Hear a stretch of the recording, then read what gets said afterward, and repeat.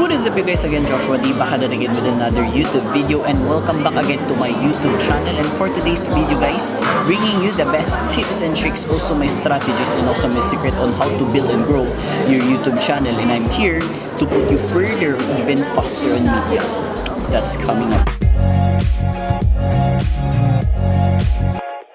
If you are new here to my channel, consider subscribing. And for today's video guys, pag-usapan natin ngayon kung paano ba mag-grow pa sa YouTube. Paano ba natin ma-enhance pa yung capability natin bilang a content creator dito sa YouTube. So pag-usapan natin ngayon, how to become a successful YouTuber dito sa YouTube. Pag-usapan natin ngayon yan kasi kadalasan sa panahon ngayon, maraming mga taong gusto nang pumasok sa YouTube. Dito sa YouTube, hindi mo basta-basta makukuha yung goals mo kung wala kang basic knowledge regarding kung paano ba palaguin yung YouTube channel mo. Kaya magbibigay ako ng essential tips para sa inyo. Yung tip number 1 natin, the power of the title and the thumbnail. What I mean by this, bakit nga ba kailangan ng title, ng magandang title at saka thumbnail sa YouTube? Kasi sabi ng iba, mag-post ka lang, wala ng title, wala ng thumbnail, kung ano yung gusto mong title, yun na lang yun. Hindi pwede yun. Kailangan maging realistic ka na mag-isip ng title mo para sa ganun madaling hanapin ng mga tao. Paano ko sinabing realistic? Kung ano yung laman ng content mo, yun dapat yung title mo. Kung mapapansin nyo, kapag magsisearch yung mga tao, hanapin nila yung mga tips and tricks, yung easy nilang maintindihan. For example, mag-search ng mga tao na how to vlog, how to create a content, how to assemble a computer desktop. Maraming mga tao na nagsasearch ng ganun. Kung ganun yung content mo, tapos hindi maganda yung title mo, hindi i-recommend ni YouTube yung content mo sa mga taong nagsasearch ng ganung topic. Kaya sinabi kong the power of title. Kasi malaking sandata mo yan para mag-grow yung YouTube channel mo. Madali nilang mahanapan yung channel mo. Mas lalong i-recommend ni YouTube yung content mo. Naman sa thumbnail, hindi porket automated na yung paglagay ng thumbnail doon, yun na yun. Hindi pwedeng ganun. Kailangan mong gumawa ng sarili mong thumbnail para once na mag-search nila, makikita nila yung ibig mong sabihin sa content mo. Take note guys, kailangan realistic rin yung thumbnail mo para makuha mo yung attention ng mga viewers mo. Millions and billions of people na online dito sa YouTube. Imposibleng hindi ka manonotice. Some statistics says na merong 2.7 monthly online globally dito sa YouTube ngayong 2025. And we have 122 million users online daily. Kung 122 millions na daily user na naka-online, imposibleng hindi ka manonotice sa YouTube kung meron kang basic knowledge para i-apply mo sa YouTube channel mo. Bakit ko to sinabi guys? Kasi ang mga tao gusto nila ng catchy titles, catchy thumbnails para mas madali nilang maklik ito. Yung tip number 2 natin, target your audience. Paano kung sinabing target your audience? Make sure na nakaisip ka talaga ng niche para sa channel mo. Para mahanap mo kaagad, maiisip mo kaagad kung ano yung target audience mo. Para sa mga bata ba? Para sa mga teenager ba? Para sa mga adults ba? Or para sa mga older people na gusto ding matuto sa YouTube. Meron din yung mga older people na gusto ding manood sa YouTube. Malamang, pag naganahan silang manood sa content mo, isusubscribe ka nila at lagi na nilang subaybayan yung content mo. Tanong ko sa iyo, co-vlogger, what niche is your channel is all about? What type of content do you like people to watch in your channel? Sagutin mo muna yan. Para sa ganun, malalaman mo kung ano ba yung target audience mo talaga dito sa YouTube. Siyempre, in targeting your audience, sipin mo rin, make sure na suitable sa mga bata, suitable sa mga teenagers. Alam mo yung all-in-one, pwede sa lahat yung content mo. Pero kung strict ka talaga kung paano mo i-target yung audience mo, mas okay na gumawa ka ng separate YouTube channel para doon. May akong kakilalang vlogger na ganun ang ginagawa nila. Merong content creator na gumawa ng vlogging channel lang. Meron yung content creator na gumawa ng mga how-to vlogs lang. Meron yung iba gumawa ng mga tutorial vlogs lang, ganun. Pwede mong gawin yun, pwede mong i-separate. Para sa ganun, hindi sila mahihirapan, hindi sila malilito sa mga content mo sa YouTube. Kasi pag halo-halo kasi yan, may tendency na lilipat agad sila sa ibang YouTube channel at maghanap ng mas maintindihan nila. Sinasabi ko to guys kasi according sa statistic ulit, kailangan mong pag-aralan lahat ng algorithm ni YouTube para mas maintindihan mo kung paano niya nire-recommend yung mga contents mo.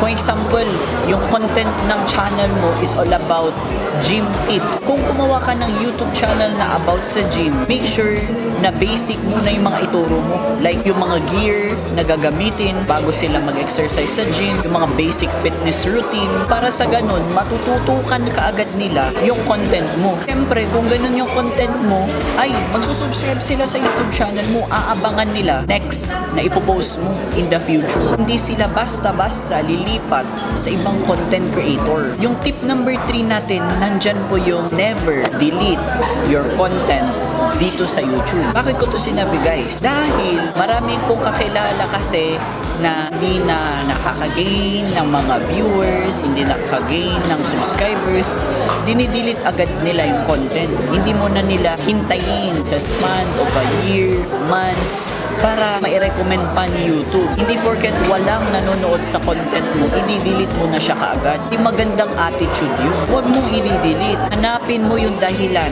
kung bakit hindi nare-recommend yung content mo. Kasi sayang kasi yung effort mo na gumawa ng content. Kung gumawa ka nga ng content tapos porket hindi lang nanood yung mga tao, wala lang views, hindi nakagain ng subscribers, i-delete mo na. Sinayang mo kasi lahat pag ganun. Sinabi ko to sa inyo kasi marami akong kakilala na nadi-discourage pag walang views. Kaya meron yung iba nagtitigil or dinidelete yung YouTube channel nila. Guys, patience is a virtue. Maghintay lang tayo. Trust the process. Huwag kang hihinto. Kung sinimulan mo ng mag-vlog, kung sinimulan mo na yung YouTubing career mo at sinapuso mo siya, hindi ka basta-basta matitibag. Hindi porket walang nanood sa content mo, i-delete mo. Hanapin mo yung solusyon kung bakit walang nanonood sa content mo. Para sa ganun, mas maintindihan mo. Magkakaroon ka pa ng more knowledge. Magkakaroon ka pa ng deeper understanding kung bakit walang nanonood sa content mo. Dito na papasok yung tip number 4 natin, which is trust the process. You must trust the process para lumago ka pa dito sa YouTube. Dito ka pa mas lalong matututo sa YouTube. Dito ka pa mas lalong mahahasa sa pagiging content creator, pagiging vlogger dito sa YouTube. Bakit ko sinabing trust the process? Guys, marami akong kakilala ulit dahil hindi nila pinagkatiwalaan yung process. Gumawa sila ng hakbang para mas lumago yung channel nila. What I mean by this? Ito yung mga pranking videos, mga contents na nagbibigay ng mga misinformation sa public. Hindi maganda yun guys. Meron din yung iba nagpa-prank sila public pero hindi nila inisip kung ano yung maging risk sa pagpa-prank nila ng mga tao. Ang problema mo ngayon, gumawa ka nga ng prank video, successful nga, pero may kaso ka naman. Gumawa ka nga ng fake news, marami ka ngang views, may cyber label cases ka naman. Tingin mo, masaya ka doon. Kaya always isipin nyo guys na think first before you post dito sa YouTube platform. Maging good influence po tayo sa mga aspiring vloggers dito sa YouTube. Dapat maging modelo tayo sa mga gusto pang mag-vlog sa YouTube. Dahil maraming mga YouTubers pa rin na nandyan pero tinatamad, nandyan pero lang confidence. Don't violate the rules and policy dito sa YouTube. Doon na rin papasok yung tip number 5 natin, evaluate your content na ipopost mo. Make sure na i-review mo yung mga contents bago mo i-post public. Edit mo yung mga unnecessary na details na hindi dapat kailangan sabihin to the public. Make it simple yung content mo para mas maintindihan nila. Sinasabi ko to sa inyo guys kasi ito yung first na natutunan ko dito sa YouTube before ako naging successful. Pinag-aralan ko, nag-research ako kung ano ba yung mga algorithm ni YouTube na talagang ano pa ba yung mga dapat mong gawin. Ganon. mag-research ka, gumawa ka ng paraan kung anong dahilan, kung bakit walang nanonood sa content mo, anong dahilan kung bakit hindi nare-recommend yung content mo. Ikaw rin mismo ang gagawa ng paraan para lumago sa YouTube. Nandito lang kami, dito lang yung mga ibang content creator para tulungan kayo, i-guide kayo para mas mapalawak pa yung YouTube channel natin dito sa YouTube. Yun lang naman yung content ko.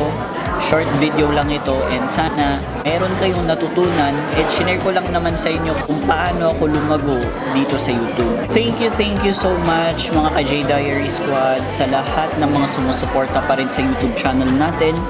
Dahil kahit na hindi tayo nagpo-post daily, ang pag-post natin is monthly na or yearly, andyan pa rin po kayo na sumusuporta sa YouTube channel natin.